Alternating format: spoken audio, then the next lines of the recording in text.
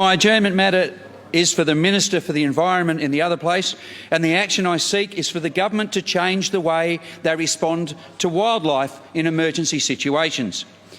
The bushfire crisis had an enormous impact on Victoria's wildlife, one that is hard to even comprehend.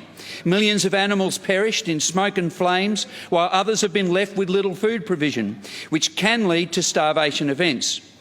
There are also, of course, many animals that have been injured but have not been able to receive the care they needed, deaths that were avoidable. What has been exposed in this crisis in local, state, national, but in particular international media is the loss of life due to qualified DELP-authorised rescuers being denied access to injured animals, even while tourists have been allowed to enter the areas burnt. The world has seen the total lack of a working relationship between a department with many on-the-ground officers who, through no fault of their own, have little or no experience with native animals, and those volunteers with decades of experience, and the consequent deaths of many animals, all caused by a situation that leaves all parties paralysed, unable to act. I've worked in tandem with some of the most qualified people in wildlife rescue and care to bring a solution.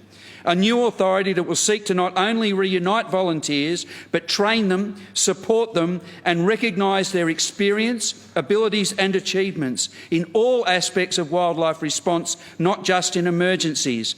An authority that sits alongside DELP, works with them, but has control over the makeup, resources and dispersal of qualified rescue teams that include Australian Veterinary Association vets and extends to transporters and dedicated carers. An authority that will allow an already work-overloaded DELP to concentrate on the many other areas that need their deserved attention. There is not enough time to speak here of the sheer depth of the detail of the work that has gone into this, only to say that it has been worked on for years. And in our design, we mirrored that of already existing authorities such as the SES. It is necessary because it is clear that the status quo doesn't work, that we cannot let the current way we manage wildlife rescue and care remain. It is unequivocally broken and needs a bold new solution.